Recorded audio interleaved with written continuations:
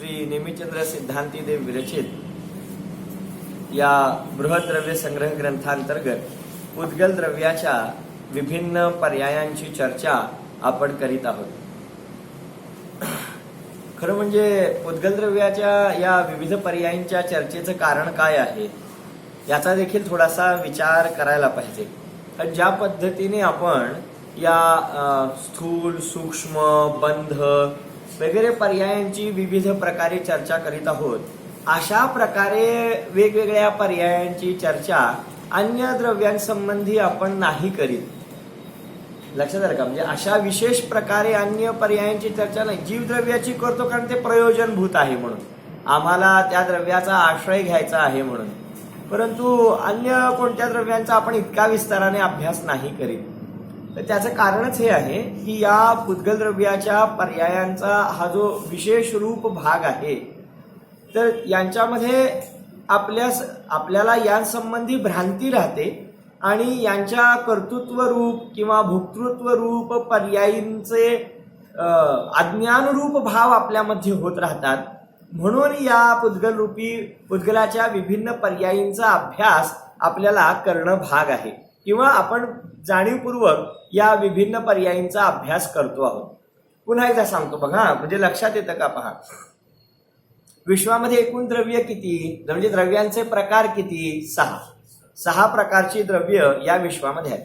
संख्या अपेक्षेने पाहिलं तर अनंत द्रव्य आहेत, ते आता आपल्या सगळ्यांना पाठ आहे। आता जो मी भाग सांगतोय तो आपल्या लक्षात आला तर खरोखर एक विशेष बिंदू आपल्या लक्षात आला असं होईल। थोडंसं अवधान देणं आवश्यक आहे। विश्वामध्ये 6 प्रकारची द्रव्य आहेत आणि या द्रव्यांच्या अनेक पर्यायी प्रत्येक समयाला होत असतात।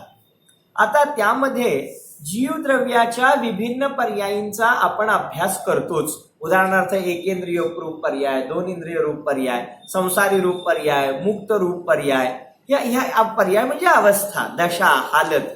तर जीवाच्या अनेक पर्यायींचा, दशांचा आपण अभ्यास करतो कारण आपण स्वतः जीव आहोत आणि आपल्याला जीव द्रव्याच्या शुद्ध स्वभावाचा आश्रय घ्यायचा आहे। म्हणून आपण या जीव द्रव्याच्या विभिन्न अवस्थांचा, पर्यायांचा अभ्यास करतो। आता ज्या जीवद्रव्याच्या पर्यायांचा अभ्यास झाला, उद्गल द्रव्यांच्या पर्यायांचा आपण अभ्यास करतो आहोत सध्या वेगवेगळ्या प्रकारे। त्यांचे विभिन्न भेद आपण अनुभवतो आहोत, अभ्यासतो आहोत। ते का अभ्यासतो आहोत? कारण त्याचं कारण आहे का? कारण उद्गल द्रव्याच्या पर्यायींचे हे जे विशेष आहेत किंवा उद्गल द्रव्याच्या या ज्या विभिन्न पर्यायी आहेत त्या चमत्कारिक आहेत, त्या थोड्याशा आश्चर्यकारक आहेत।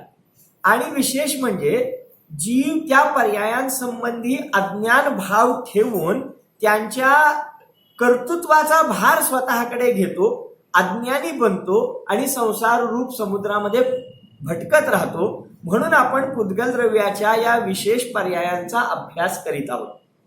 मग जीवद्रव्याच्या पर्यायींचा अभ्यास केला कारण आपण स्वतः जीव आहोत म्हणून।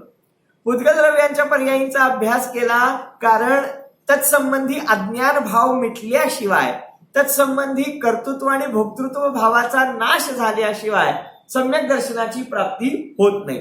परंतु ज्या पद्धतीने आपण जीव आणि उद्गल द्रव्याच्या विभिन्न पर्यायींचा अभ्यास करतो त्याप्रमाणे आपण धर्म, अधर्म, आकाश, काल या द्रव्यांच्या पर्यायींचा अभ्यास करीत नाही म्हणजे कोणत्याच शास्त्रांमध्ये अशा प्रकारे त्या द्रव्यांच्या पर्यायींचा अभ्यास किंवा विस्तार दिलेला नाही। काय कारण आहे त्याचं? तर त्याचं कारण हे आहे, पहिलं कारण म्हणजे की त्यांच्या पर्यायींचं जीव इतक्या मुबलकपणे किंवा इतक्या विस्तृत रीतीने त्यांचा कर्ता आणि भोक्ता बनत नाही, पहिली गोष्ट। आणि दुसरी सगळ्यात महत्वाची गोष्ट म्हणजे सगळ्यात महत्वाची गोष्ट म्हणजे धर्म, अधर्म, आकाश, काल या द्रव्यांचे इतके असे विचित्र आणि चमत्कारिक पर्याय रूप भेद संभवतच नाही। समजलं का? बघा, कारण धर्म आणि अधर्म द्रव्य ही सदाकाळ शुद्ध रूप द्रव्य आहे। आकाश द्रव्य, काल द्रव्य ही सदा शुद्ध रूप परिणामन करणारी द्रव्य आहेत। त्यांच्यामध्ये अशुद्धता, विकार नाहीच आहे। समजलं का? बघा, ही द्रव्य शुद्ध आहेत, त्यांचे गुण शुद्ध आहेत आणि त्यांच्या पर्यायी सुद्धा शुद्धच आहेत। कोणते द्रव्य सांगितले? 4 द्रव्य सांगितले मी. धर्मद्रव्य, अधर्मद्रव्य, आकाशद्रव्य आणि कालद्रव्य. ही सर्वथा शुद्ध द्रव्य आहेत. द्रव्य गुण पर्यायीने शुद्ध आहेत. मग त्यांच्या पर्यायी जर शुद्ध असतील तर त्यांच्या पर्यायींमध्ये इतकं जीव आणि पुद्गलांप्रमाणे नाना वैद्य किंवा नाना विविधता दिसत नाही, विचित्रता दिसत नाही, चमत्कारिकपणा दिसत नाही आणि त्यामुळं त्यांचा इतका विस्ताराने अभ्यास करण्याची आवश्यकता किंवा प्रयोजन सुद्धा उरत नाही. आणि म्हणून 6 द्रव्यांपैकी आपण विशेष रीतीने पर्यायींचा अभ्यास करतो तो केवळ जीव द्रव्याच्या आणि पुद्गल द्रव्याच्या.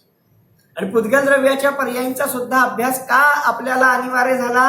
त्याची 2 कारणं सांगितली मी आता. त्याची 2 कारणं सांगितली. पहिलं कारण म्हणजे तत्संबंधी अज्ञान भावाचा नाश झाल्याशिवाय आणि त्याच्या कर्तृत्व भोक्तृत्व भावाचा अभाव झाल्याशिवाय जीवाला सम्यक दर्शनाची प्राप्ती होत नाही.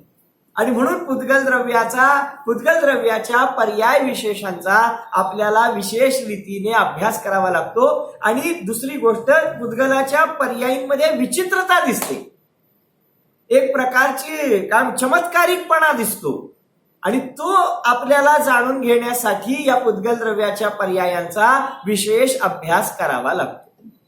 अशा प्रकारे आपण एक फार महत्वाचा मुद्दा आज प्रारंभीच जाता जाता शिकलेलो आहोत की 6 द्रव्यांपैकी केवळ 2 द्रव्यच भटकलेली आहेत. 2 द्रव्य क्रियाशील आहेत? नाही, क्रियाशील 6ही द्रव्य आहेत. क्रियाशील म्हणजे ऍक्टिव्ह, परिणमन करणारी, काही ना काहीतरी चेंज करणारी, काम करणारी द्रव्य किती? 6ही द्रव्य काम करतात. फक्त 4 द्रव्य जे नेमून दिलंय तेवढंच काम करतात आणि 2 द्रव्य जे दिलंय ते पण करतात आणि जे दिलं नाही एक्स्ट्रा काम, नको असलेलं काम. आगाऊपणा नाही, मी असं नाही म्हणत. तर ही 2 द्रव्य काय करतात? विकार रूप परिणमन सुद्धा करतात आणि विकार रूप परिणमन केल्यामुळे त्यांच्या पर्यायींमध्ये विविधता उत्पन्न झाली. बोला. असं म्हटलं की मोक्षाच्या आड येणार पुद्गलच फक्त नाही, असं नाहीये. आपलं धर्म अधर्म आकाश आणि काल कसे नाही. म्हणजे एक प्रश्न असा आहे की मग मोक्ष मार्गामध्ये बाधक, कारण 4 द्रव्य तर शुद्ध रूप परिणमन करणारी आहेत देशमाने सर. 4 द्रव्य तर शुद्ध रूप परिणमन करणारी आहेत आणि 2च द्रव्य अशुद्ध रूपाने विकारी रूपाने परिणमन करणारी आहेत. मग जीवाच्या मोक्ष मार्गामध्ये बाधक एक पुद्गल द्रव्यच सांगता येईल. बाकीची 4 द्रव्य तर बाधक बनायचं कारणच नाही, कारण ती शुद्ध रूप परिणमतात. असं मुळीच नाही. जीवाच्या मोक्ष मार्गामध्ये बाधक जीव स्वतः सोडून दुसरा कुणीही कारण नाही. इकडे पुद्गलाकडे आपण लक्ष देतो. आरोपयोगी पण आहे. पुद्गल द्रव्याच्या पर्यायी आपल्याला व्यवहारात पण उपयोगी पडतात. नाही ना. जर वस्तू स्वातंत्र्याचा सिद्धांत पाहिला तर कोणती पर्याय कोणत्या द्रव्याला उपयोगी पडते? नाही उपयोगी पडत. स्वतंत्र आहेत ना. वस्तू स्वातंत्र्य जर पाहिलं तर कोणत्या द्रव्याची पर्याय कोणत्या द्रव्याला उपयोगी पडते असं नाही. हा तर व्यवहार आहे, बोलण्यापुरता आहे, संबंध जोडण्यापुरता आहे. त्यामुळे अभ्यास करावा लागतो. नाही अभ्यास करण्याचं कारण सांगता येईल की व्यवहाराने या पुद्गल द्रव्याच्या पर्यायींमध्ये जी विचित्रता येते आणि व्यवहाराने त्या जीवामध्ये संलग्न आहेत अशा प्रकारे कथन करण्यात येतं, म्हणून त्यांचा अभ्यास आपण करतो आहोत. हे ठीक आहे. परंतु मोक्ष मार्गामध्ये बाधक कोणतं द्रव्य आहे 6 द्रव्यांपैकी? तर कोणीही बाधक नाही.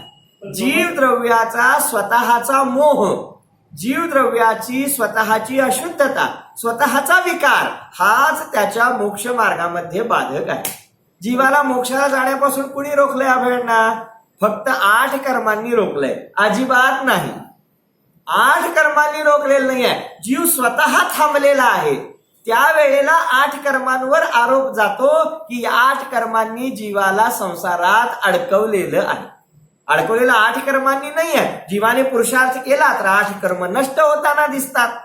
मग जीवाच्या पुरुषार्थाने ती 8 कर्म नष्ट होताना दिसतात. याचा अर्थ 8 कर्मांनी थांबवलेलं नाहीये. थांबलाय स्वतः जीव सोडून 5 द्रव्यापैकी पुद्गलाचाच आपण अभ्यास जास्त पंचपरावरला तोच कारणीभूत जीवाशी संबंध आल्यामुळे हे निमित्त रूप कथन झालं. वास्तवामध्ये बाकीच्या 4 द्रव्य, कोणतं? धर्मद्रव्य, अधर्मद्रव्य, आकाशद्रव्य आणि कालद्रव्य, यांच्या संबंधी विकल्प सुद्धा जीवाला बाधकच आहे. काय सांगितलं? शुद्ध अवस्थाच आहे त्यांची नेहमीच. त्यांची शुद्ध अवस्था असली तरी सुद्धा जीव जर आकाश द्रव्यासंबंधी चिंतन करीत बसला, शुद्ध आहे, मग त्याला मोक्ष होईल का? कालद्रव्य शुद्ध आहे, मग जीवाने कालद्रव्यासंबंधी चिंतन केलं, त्याचं ध्यान केलं, तर त्याला मोक्ष होईल का? कारण ते पण शुद्ध आहे. भेद नंतर झालंच नाही. याचाच अर्थ कितीही परद्रव्य शुद्ध असलं तरी ते शुद्ध परिणमन करत असलं तरी ते परद्रव्य आहे, आणि त्या परद्रव्याचा विकल्प करीत राहण्यानं, त्या परद्रव्याचं चिंतन करीत राहण्यानं सुद्धा जीवाचा मोक्ष मार्ग बाधित होतो. बाधकच आहे. मग ते परद्रव्य बाधक नाही, आकाश द्रव्य बाधक नाही आहे. आकाश द्रव्यासंबंधी चिंतन करत बसणं, समजलं का? धर्मद्रव्य अधर्मद्रव्य बाधक नाही आहे. धर्म आणि अधर्म द्रव्यासंबंधी चिंतन करत राहणं, त्याच संबंधी विचार करत राहणं, हे मोक्ष मार्गामध्ये बाधक आहे. याचाच अर्थ तुला आत्मतत्वाची प्रीती नाहीये. तुला प्रीती कशाची आहे? त्या द्रव्याचं चिंतन करण्याची प्रीती आहे. बोला, मला माझ्या पत्नीने थांबवलंय की नाही मुनी दीक्षा घ्यायला? माझ्या आई वडिलांनी थांबवलंय की नाही? बोला, माझ्या घर परिवाराने परिग्रहाने थांबवलंय की नाही? माझ्या मोक्ष मार्गामध्ये बाधक माझी मुलं बाळ आहेत की नाहीत? अरे तू थांबलायस तू थांबलायस म्हणून ते बाधक आहेत असं म्हटलं जातं. अन्यथा एकही तीर्थंकर दीक्षित होऊ शकले नसते, दीक्षा घेऊ शकले नसते का? त्यांना कोण सोडायला तयार होतं? बोला, तीर्थंकरांसारख्या परमप्रतापी आणि पुरुषार्थी सर्व लोकांना प्रिय असणाऱ्या जीवाला घरातून कोण सोडायला तयार होते?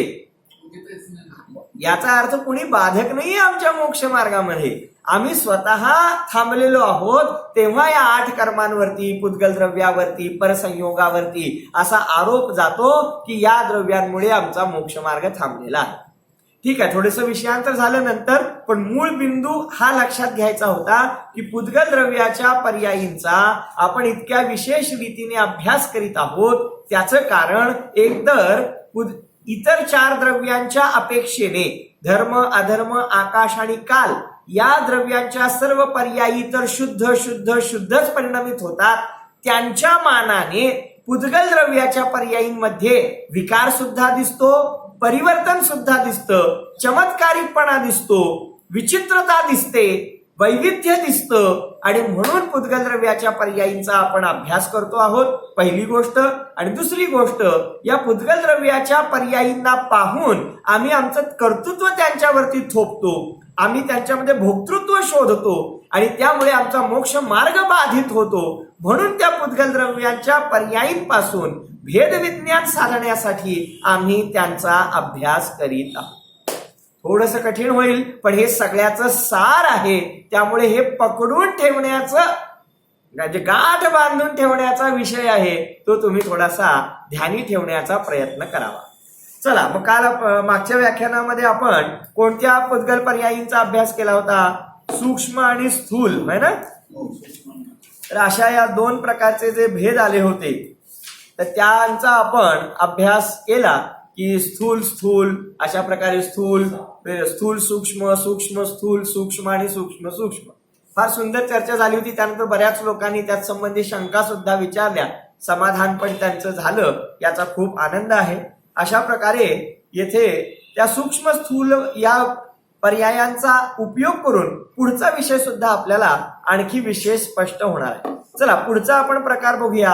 संस्थान कशास म्हणतात? पान नंबर आहे 38 आणि प्रश्न क्रमांक 164. संस्थान कशास म्हणतात? हा सुद्धा पुद्गलाचा एक पर्याय आहे. पहा, विविध प्रकारच्या आकारास संस्थान असे म्हणतात. उदाहरणार्थ गोल, चौकोन इत्यादी. सोपं आहे. जे विविध प्रकारचे आकार असतात, आता येथे आकार कोणते घेतले पाहिजेत? येथे आकार पुद्गल द्रव्याच्या पर्यायींमध्ये घेतले पाहिजे. जीवाला पण आकार असतो, धर्मद्रव्याला पण आकार आहे, लोकाकाशाचा आकार. अधर्मद्रव्याला सुद्धा आकार आहे, कालद्रव्याला पण आकार आहे, आकाश द्रव्याचा पण आकार आहे, अनंत अमर्याद आकार. कारण का माहितीये, ज्या द्रव्याला आकार नाही त्या द्रव्याचं या विश्वामध्ये अस्तित्वच नाही. कारण प्रदेशत्व नावाचा सामान्य गुण प्रत्येक द्रव्यामध्ये आहे, जो सांगतो त्या प्रदेशत्व गुणाचं कार्यच हे आहे की प्रत्येक द्रव्याला कोणता ना कोणता तरी आकार प्राप्त करून देणे. त्यामुळे निराकार, आकारच नाही असं कोणतंही द्रव्य नाही. बदलत राहील आकार, हरकत नाही, पण मुळात आकारच कोणता नाहीये असं एकही द्रव्य नाही. कारण प्रत्येक द्रव्यामध्ये आकाराची अनिवार्यता स्थापित करणारा प्रदेशत्व नावाचा गुण सामान्य रीतीने सर्व द्रव्यामध्ये आढळतो. पहा, आता येथे संस्थान कशाला म्हणतात तर सांगतात विविध प्रकारच्या आकारांना संस्थान असे म्हणतात आणि पुद्गल द्रव्या संबंधी हा आकार म्हणजेच संस्थान म्हटला जातो. आता या संस्थानाचे प्रकार किती व कोणते आहेत पहा. तर संस्थानाचे म्हणजेच आकारांचे दोन प्रकार आहेत, इत्थम संस्थान आणि अनित्थम संस्थान. इत्थम लक्षण संस्थान म्हणजे काय, लांब, रुंद, गोल, त्रिकोण, चौकोन इत्यादी आकारांना इत्थम लक्षण संस्थान म्हणतात. थोडक्यात काय, इत्थम म्हणजे अशा प्रकारचे, थोडक्यात जे सर्वमान्य आहेत, विशिष्ट प्रकारे त्यांची अवधारणा केली जाते. उदाहरणार्थ मी म्हटलं चौकोन, तर काही ना काहीतरी आकृती डोळ्यासमोर येते की नाही. त्रिकोण म्हटल्यावर आकृती येते की नाही, बोला. गोल, चौकोन, त्रिकोण, लांब, रुंद म्हटल्यावर आपल्या डोळ्यासमोर एक विशिष्ट अवबोध येतो.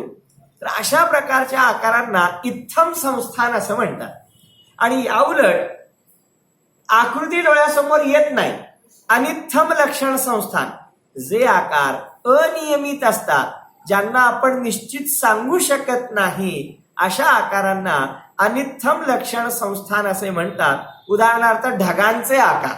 आता ढगांचे आकार म्हटल्यावर प्रत्येकाच्या कल्पना वेगवेगळ्या, निश्चितपणे आकार सांगता येत नाही. तर अशा प्रकारचे जे संस्थान आहेत, आकार आहेत, त्यांना येथे अनित्थम लक्षण संस्थान असं म्हटलं जातं. संस्थान या शब्दाचा अर्थ आकार जर तुम्ही लक्षात घेतला तर लगेच इथं त्याचं स्पष्टीकरण होतं. तर या इत्थम आणि अनित्थम प्रकारे पुद्गलाच्या आकाराचे दोन प्रकार आपण पाहिले. आता आणखी संस्थानाचे 6 प्रकार सांगितलेले आहेत की जे जिनवाणीमध्ये खूप प्रसिद्ध आहे. संस्थान माहिती आहेत कुणाला? शरीराच्या आकाराचे समचतुरस्र संस्थान, न्यग्रोध परिमंडल संस्थान, स्वाती संस्थान, त्यानंतर वामन संस्थान, नाही ते संवहन झाला, कुब्जक संस्थान आणि हुंडक संस्थान. तर अशा प्रकारे संस्थानाचे हे 6 प्रकार सांगितलेले आहेत, जे की शिकण्यासाठी अतिशय रंजक आहेत. मनोरंजन म्हणजे मनोरंजनाचा अर्थ शिकताना एक विशिष्ट प्रकारे आपलं मन गुंतून राहील अशा प्रकारचा तो विषय आहे. पहा, बरोबर, नामकर्माच्या आधारे या शरीराचे जे विभिन्न प्रकारचे आकार म्हणतात त्यांना येथे संस्थान या नावाने सांगितले. चला पहिला संस्थान बघूया, समचतुरस्र संस्थान. हे संस्थानांमध्ये श्रेष्ठ संस्थान सांगितलं जातं, चांगलं संस्थान सांगितलं जातं. तीर्थंकरांना समचतुरस्र संस्थान असतं. आता हे वाक्य जरा सुधारतो बरं. तीर्थंकरांना समचतुरस्र संस्थान असतं म्हणण्यापेक्षा तीर्थंकरांच्या शरीराला समचतुरस्र संस्थान असतं. कारण तीर्थंकरांचा जीव तो जीव आहे, होय ना, तर तो अमूर्तिक आहे, तो बदलतो. येथे शरीराच्या मुख्यतेने समचतुरस्र संस्थान हा शब्द वापरतात. आता समचतुरस्र संस्थान म्हणजे काय, कोणी सांगेल मला? अगदी बरोबर, मला हातवारे करून सांगतायत बरेच श्रोता, छान. तर समचतुरस्र संस्थान याचा अर्थ की सर्व प्रकारे सुनियोजित आणि प्रमाणबद्ध आकृती जेथे असते त्याला समचतुरस्र संस्थान म्हणतात. एक सामुद्रिक शास्त्र प्रसिद्ध आहे, सामुद्रिक शास्त्र, की ज्यामध्ये सर्व प्रकारे या शरीराच्या आकारांसंबंधी वगैरे वर्णन केलेलं आहे. तर अशा प्रकारे एक प्रमाणबद्ध सर्वमान्य, सुंदरतेला काय अधोरेखित करणारी अशी जी शरीराची आकृती असते, हातांची लांबी किती पाहिजे, पायांची लांबी किती पाहिजे, म्हणजे डोक्याची, कानांची, डोळ्यांचं मोजमाप कसं पाहिजे, तर अशा प्रकारे प्रमाणबद्धता साधून, आणि केवळ प्रमाणबद्धता नाही, हाताच्या तुलनेत पायाची लांबी किती पाहिजे, लक्षात आलं का बघा. 2 डोळ्यांचं किती प्रमाण पाहिजे आणि त्या प्रमाणात कान कसे पाहिजेत, समजलं का. त्याचा एकमेकांशी सुद्धा समन्वय साधून असं जे अतिशय संतुलित असा जो शरीराचा आकार असेल त्याला समचतुरस्र संस्थान असे म्हणतात. आणि जेव्हा एखादी प्रतिमा तयार केल्यानंतर ती प्रतिमा जेव्हा प्रतिष्ठित करायची असते, भगवंतांची प्रतिमा जेव्हा मंदिरामध्ये विराजमान करायची असते, तेव्हा प्रतिष्ठाचार्य त्या प्रतिमेचं हे संस्थान, समचतुरस्र संस्थान, त्यांच्या त्या शास्त्रानुसार तपासून पाहतात.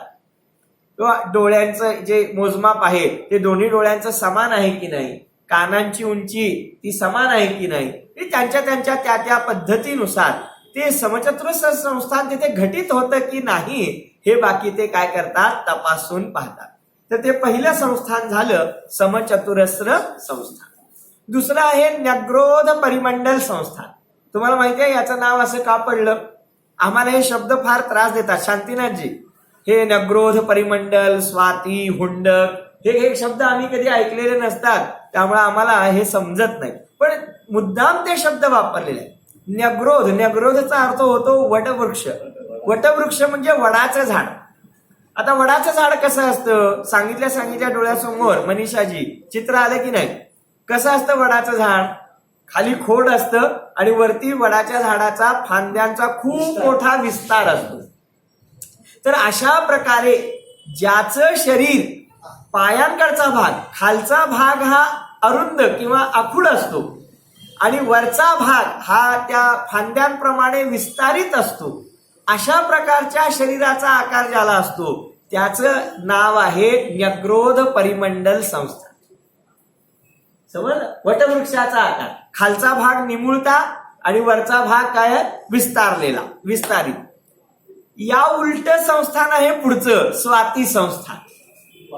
हा अगदी बरोबर, ते आहे स्वाती नक्षत्र किंवा सापाचं किंवा मुंग्यांचं जे वारुळ असतं त्या आकाराचं. वारुळ आणि स्वाती नक्षत्राचा आकार कसा असतो, तो वरती निमुळता आणि खाली काय हे झालेला वाढत गेलेला. तर ज्यावेळी शरीराची रचना ही वरती निमुळती आणि खालच्या बाजूला विस्तारित असते तेव्हा त्या आकाराला स्वाती संस्थान असं म्हटलं जातं. तर अशा प्रकारे हे 3 संस्थान आहेत, समचतुरस्र संस्थान, न्यग्रोध परिमंडल संस्थान आणि तिसरं आहे स्वाती संस्थान. आता पुढचं संस्थान आहे, क्रम माझ्या थोडासा मागे पुढे होईल कदाचित, वामन संस्थान. आता वामन संस्थान, वामन शब्दच सांगतो बुटका किंवा उंचीने कमी. उंचीने कमी असणारा जो आकार आहे त्याच आकाराला वामन संस्थान असं देखील म्हटलं जातं. त्याच्या पुढचं आहे हुंडक संस्थान. तर हुंडक संस्थान कशाला म्हणतात की ज्याच्यामध्ये अप्रियकर म्हणजे ज्याच्यामध्ये जे आकार आहेत अवयवांचे इत्यादी आकार, शरीराचे विविध अंगोपांगांचे आकार हे विशिष्ट प्रमाणामध्ये नसतात आणि विचित्र पद्धतीने असतात, तेव्हा त्या संस्थानाला म्हटलं जातं हुंडक संस्थान. त्याचं नाव आहे हुंडक संस्थान, की ज्यांची प्रमाणबद्ध रचना नसते आणि पाहिल्यानंतर ज्याच्यामध्ये भयानक अशा प्रकारचा भाव होतो. त्या शरीराच्या विविध प्रकारच्या आकारांच्या विचित्रतेमुळे भयानकतेचा अनुभव होतो. विचित्र अंगाचे शरीराचे आकार बनतात, तेव्हा त्याला हुंडक संस्थान म्हणतात. आणि कुब्जक संस्थान एक कुब्जक संस्थान आहे की ज्याच्यामध्ये कुरूपता आणि वेडेवाकडेपणा, शरीराच्या अवयवांमध्ये जेव्हा वक्रता येते आणि वेडेवाकडेपणा येतो तेव्हा त्या आकाराला कुब्जक संस्थान असं म्हटलं जातं. तर अशा प्रकारे एकूण 6 संस्थान शरीराच्या आकाराच्या अपेक्षेने सांगितलेले आहेत. मी केवळ एकदा सांगतो आणि पुढे जाऊया. शरीराची सर्व प्रकारे प्रमाणबद्ध आणि संतुलित सर्वांग सुंदर रचना म्हणजे समचतुरस्र संस्थान आहे, पहिलं. दुसरं, वटवृक्षाप्रमाणे खालचा भाग निमुळता आणि वरचा भाग विस्तारलेला अशा प्रकारे ज्या शरीराची आकार रूप रचना असते तर त्याला नग्रोध परिमंडल संस्थान म्हटलं जातं. स्वाती नक्षत्राप्रमाणे किंवा मुंग्यांच्या वारुळाप्रमाणे वरचा भाग निमुळता आणि खालचा भाग विस्तारित अशा प्रकारे जेव्हा शरीराची रचना झालेली असते तेव्हा त्याला स्वाती संस्थान असं म्हटलं जातं. त्यानंतर उंचीने कमी किंवा बुटका असा आकार असेल तर त्याला वामन संस्थान असं म्हटलं जातं. शरीरामध्ये वक्रता असेल, वेडेवाकडेपणा असेल तर त्या शरीराच्या आकाराला कुब्जक संस्थान असं म्हटलं जातं. आणि जेव्हा शरीराचे अंगोपांग खूपच चित्रविचित्र असतात, प्रमाणबद्ध बिलकुल नसतात आणि थोडेसे भयानकतेला प्राप्त होतात तेव्हा त्या शरीराच्या आकाराला कुंडक संस्थान अशा प्रकारे सांगितलेलं आहे. तर अशा प्रकारे हे 6 प्रकारचे संस्थान आहे. हे सर्व शिकून आम्हाला फायदा काय? काय फायदा? हा फायदा आहे की हे तीर्थंकरांचं समचतुरस्र संस्थान रूप आकार रूप शरीर हे त्यांच्या सुखाला कारण नाही. काय सांगितलं? हा त्यांच्या पुण्याचा उदय आहे, हा त्यांना लाभलेला संयोग आहे, याच्यावरती त्यांचा पुरुषार्थ अवलंबून नाही. बोला काय? कारण ते परद्रव्य आहे, परद्रव्याची पर्याय आहे. बोला, शरीराचा आकार हा आपल्या हातात नाही किंवा त्याचं कर्तृत्व आपल्याकडे नाही आणि त्याच्यावरती जीवाचं सुख दुःख सुद्धा अवलंबून नाही. बोला, एखादा जीव खूप बुटका आहे किंवा त्याचं शरीर खूप वामन या संस्थानामध्ये आहे, बोला, तो जीव सुखी होऊ शकत नाही असं आहे? होऊ शकतो ना, काय अडचण आहे? त्याच्या पुरुषार्थामध्ये त्याची उंची बाधक नाहीये. अष्टावक्र त्यांचं उदाहरण येतं ना त्या कथांमध्ये. बोला, शरीराच्या या रचनेवरती जीवाचा पुरुषार्थ अवलंबून नाही आहे. जीवाचा पुरुषार्थ स्वतंत्र चीज आहे आणि शरीराची स्थिती, शरीराची वर्तमान पर्याय ही वेगळी गोष्ट आहे, परद्रव्याची पर्याय आहे आणि त्यामुळे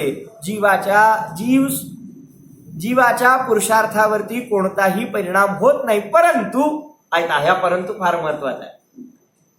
परद्रव्याची शरीराची आकार रूप पर्याय जीवाला अजिबात प्रभावित करत नाही, परंतु हा जीव स्वतः त्या शरीराच्या आकारावर भाळून सुखी दुःखी होतो. मी बुटका, मी गोरा, मी काळा. बोला, काळं शरीर सांगतं ना तू काळेपणाकडे बघ आणि दुःखी हो. बुटकं शरीर सांगतं ना जीवाला की तू माझ्या या बुटक्या आकाराकडे पहा आणि दुःखी हो, सांगतं.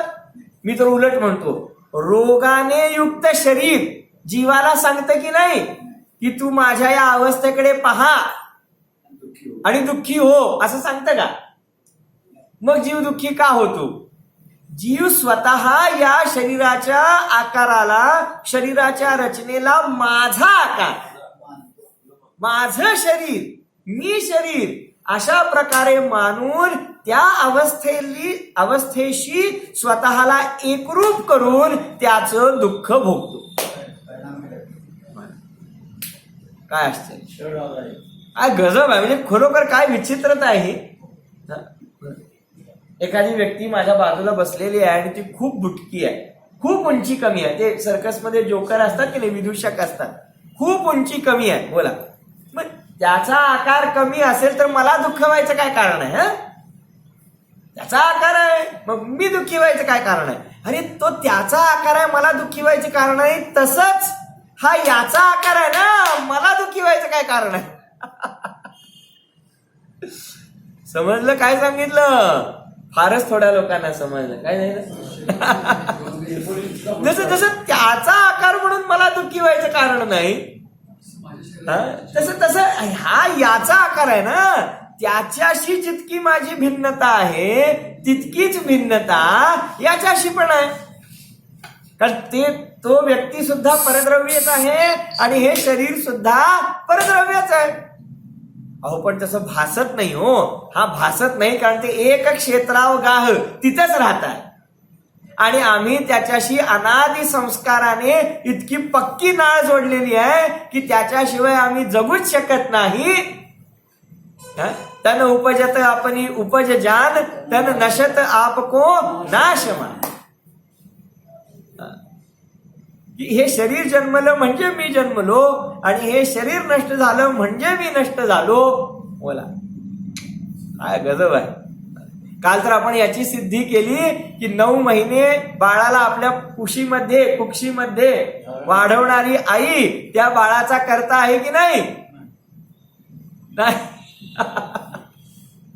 ती तिच्या मनाप्रमाणे त्याचं सगळं करू शकते की नाही. तिच्याच पोटात आहे ना बाळ. करू शकते की नाही. बोला सगळ्या महिलांनी एकमत दिलं होतं नाही म्हणून. सांगण्यास तात्पर्य काय आहे. अरे पहा जीव स्वतःच्या कुक्षीमध्ये वाढतो आहे तरी सुद्धा आम्ही त्याचे करते नाही. मग तो जीव बाहेर पडल्यानंतर पृथ्वी तलावरती आल्यानंतर मग आम्ही त्याचे करते बनतो. असा अभिमान बापांनी का बाळगावा. काय गजब आहे. जिनदर्शन हे आम्हाला सर्व प्रकारच्या चिंतांमधून क्षणात मुक्ती देणार आहे. क्षणात. बोला अहो असंच सगळे मुक्त झाले तर मग संसाराचं काय व्हायचं. आम्हाला त्याची चिंता जास्त आहे. सगळेजण असेच निर्भर झाले तर मग संसार कसा चालायचा. मग अशा विचार करणाऱ्या लोकांमुळेच तर संसार चाललाय. नाही समजलं. आपल्याला संसार चालवायचा की संसारातून मुक्त व्हायचाय. बोला पण मुक्त होता होता पण चालवायचा आहे. नाही हे समजलं ना. आम्हाला संसारातून मुक्तच व्हायचं आहे पण मुक्त होता होता सुद्धा चालवत मुक्त व्हायचं आहे. अरे तेवढा चारित्र्य मोह पुरेसा आहे. काय तुला ज्या जबाबदाऱ्या पूर्ण करायच्या आहेत, तुला ज्या जबाबदाऱ्यांचा विकल्प आहे तो पूर्ण करण्यासाठी चारित्र्य मोहनी. विवेकजी चारित्र्य मोहनीयाचा विकल्प पुरेसा आहे. त्यासाठी तू मिथ्या दृष्टी राहावस आणि अनंत परद्रव्यांच्या कर्तृत्वाचा भार डोक्यावर वहावास याची आवश्यकता नाही. कारण खुद्द भरत चक्रवर्तींसारख्या चक्रवर्तींनी सुद्धा या चारित्र्य मोहनीयाच्या विकल्पाच्या आधारे 6 खंडांचं राज्य चालवून दाखवलं परमाणु मात्राचं कर्तृत्व न घेता.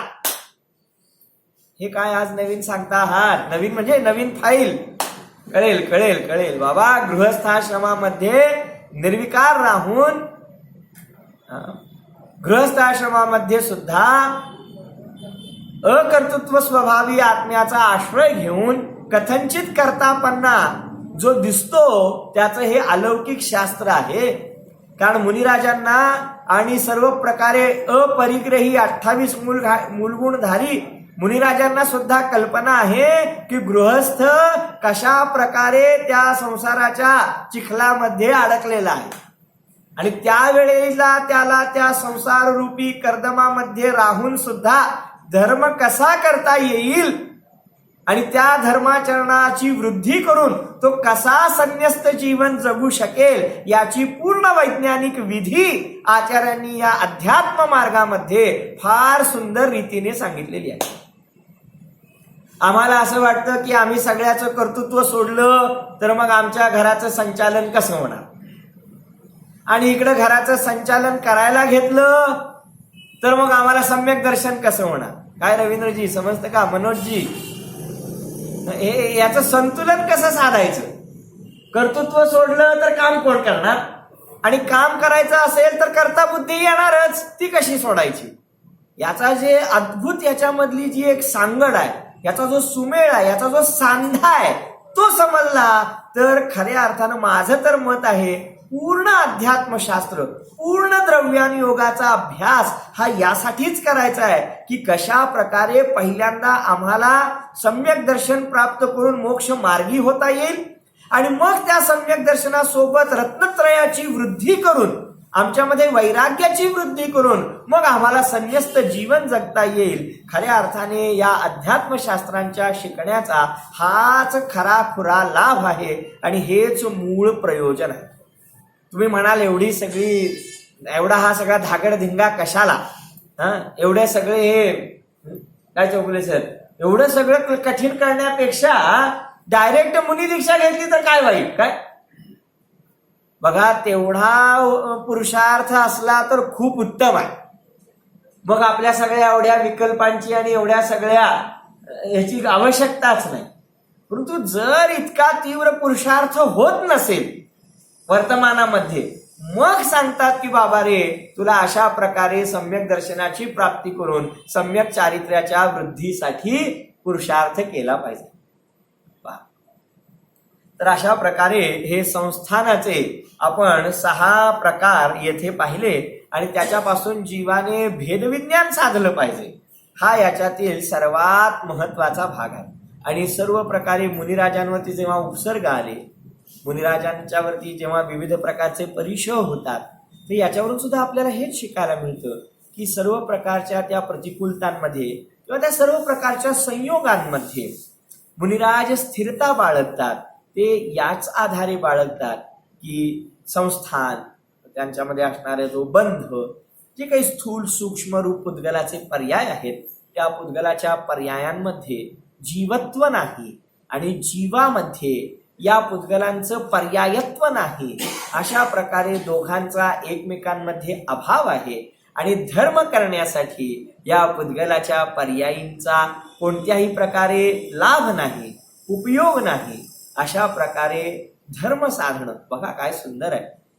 ज्या पुद्गल पर्यायींच्याकडे दृष्टी करून, मी फार गोरा आहे, मी फार सुंदर दिसतो, बोला माझे 4 फोटो काढा, काय बोला, तर अशा प्रकारे या पुद्गलाच्या पर्यायींमध्ये तन्मय होऊन काय सांगायचं, खरोखर आश्चर्य वाटतं.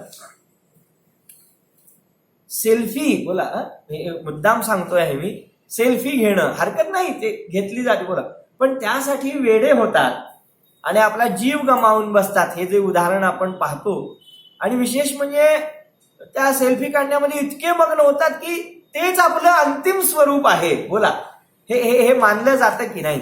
त्या दिसणाऱ्या, त्या स्क्रीनमध्ये दिसणाऱ्या त्या आकारापेक्षा मी कुणीतरी चैतन्य अमूर्तिक पदार्थ आहे याचं पूर्ण विस्मरण करून ते फोटो घेतले जातात. बोला, विशेषतः अण्णा त्यावेळी अडचण तेव्हा होते की जेव्हा अशा प्रकारे फोटो सेशन मध्ये रंच मात्र रुची नसलेल्या माणसाला ओढून त्याच्यामध्ये सहभागी करून घेतलं जातं. खरी पंचायत तेव्हा होते का, कारण ते आवड असलेल्या जीवाला त्याच्यामध्ये थांबावं असं वाटत नाही आणि नकली हसून नाही समजलं, ज्याला रुची नाही तो जीव परेशान होऊन जातो. बोला, वास्तवामध्ये अशा प्रकारचं हे तत्वज्ञान समजून घेतल्याखेरीज, बोला, हे जे रूप आम्ही कॅमेऱ्यामध्ये निबद्ध करून पाहतो आहोत, हा ठीक आहे, तो विकल्प आहे, मी त्याचा निषेध करत नाहीये, परंतु त्यामध्ये किती वाहवत जायचं, ते आपलं त्रिकाल रूप आहे का हो, किती वर्ष राहणार आहे ते रूप. बोला, आणि शे राहू दे, 100-150 वर्षांनी कोण जाणणार आहे आम्हाला. आमचे नातू पणतू तरी आम्हाला, नातू जाणतील एक वेळ, पण पणतू आणि त्याच्या पुढची पिढी आम्हाला ओळखणार आहे का हो. बोला, त्यांना आमची नावं माहिती आहेत का. मला माझ्या पणजोबांपर्यंत नावं माहिती आहेत, त्यांच्या पुढे अगोदरची नावं ठाऊक नाही. बोला, आजोबांच्या वडिलांपर्यंतचा फोटो आहे, त्याच्या अगोदरचे फोटो नाही. बरं, कोण ओळखणार आहे. बरं, ओळखलं तरी सुद्धा काय, तुम्हाला काय लाभ आहे काय, त्याने आम्हाला काय लाभ मिळणार आहे. बोला, ही वस्तुस्थिती आहे. एकेकांनी, बोला अण्णा, फार पूर्वी नाही, काही वर्षांपूर्वी ज्यांनी आखाडे गाजवले, बोला, सोन्या चांदीच्या गदा मिळवल्या, खूप मोठे विक्रम केले, बोला, आज त्यांच्या अंतिम घटकेला कुणीही नाही. जे एकेकाळी प्रसिद्धीच्या शिखरावरती होते, आज त्यांना कोणी ओळखत नाही. बोला, ही आजची स्थिती आहे काही वर्षांपूर्वीची. आणि आम्ही या शरीराच्या आधारे काय करतो आहोत. बोला, आज ते वाचायला मिळालं की मी अभिमान कशाचा करू, असं सहज आलं होतं. मी अभिमान कशाचा करू की माझ्या मरणानंतर माझेच कुटुंबीय मला शिवणार नाहीत काय. आणि चुकून शिवले तर आंघोळ करणार आहेत काय. अहंकार कशाचा करायचा. हा अहंकार म्हणजे मगरुरी, अभिमान कशाचा बाळगायचा. हा अभिमान म्हणजे आपल्या सर्वनाशाचं आमंत्रण आहे. काय सांगितलं प्रकाशजी. हे हे हे हे हा अहंकार, हा आत्मीयपणा, हे हे हे शरीराचे आपलेपण, हे आमच्या सर्वनाशाचं आमंत्रण आहे. बोला. ज्या शरीराला इतकं घासून पुसून दररोज स्वच्छ करतो ना, महागाचे साबण लावून, बोला, मी निघून गेल्यानंतर कुणी आंघोळ घालणार नाहीत. गजब आहे. बाहेर काढतील आणि स्वतः आंघोळ करतील. बोला, गजब नाही. बोला ना. चैतन्याची किती महिमा आहे. हे मोठमोठे अभिनेते, राजनेते शेक हँड करण्यासाठी किती मरतात लोक. बोला, तुटून पडतात. बोला, आणि जीव निघून गेल्यानंतर कोण शेक हँड करणार. विचित्र आहे बाबा. म्हणून हे संस्थान, हे आकार वास्तवामध्ये पुद्गलाचे आहेत. काही क्षणिक काळासाठी, तात्पुरत्या काळासाठी मिळालेले आहेत. हा ठीक आहे. आजूबाजूची परिस्थिती, आमचा मोह, विकल्प होतात, इच्छा होतात, फोटो सेशन होतं, सगळं होतं. कोरा काळा याचे पण विकल्प होतात. त्यानुसार काही व्यवहार सुद्धा केले जातात. सगळं ठीक आहे. परंतु ते आपलं रूप नाही, आपला स्वभाव नाही. मी तद्रूप नाही. मला त्याच्याबरोबर मोजू नका. मला माझी साधना करू द्या. वास्तवामध्ये मला माझ्या स्वभावामध्ये रमू द्या. वास्तवामध्ये माझे चैतन्य, ज्ञान, दर्शन, अनंत गुण हे माझं सिद्धत्व रूप, माझं रूप आहे. त्याच्यामध्ये मला रमायचं आहे. असा स्वतःच्या अजर अमर स्वभाव त्या चैतन्यामध्ये सर्वांनी रमलं पाहिजे. आणि या संस्थानांपासून भेद विज्ञान साधलं पाहिजे. वास्तवामध्ये पुद्गलाच्या पर्यायींना अशा भेद विज्ञानपूर्वक जाणणं यामध्येच धर्म आहे. यासाठीच या पर्यायींना जाणायचं आहे. ओम नमः.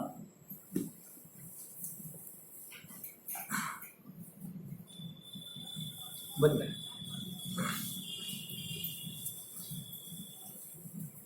फक्त बंद कर.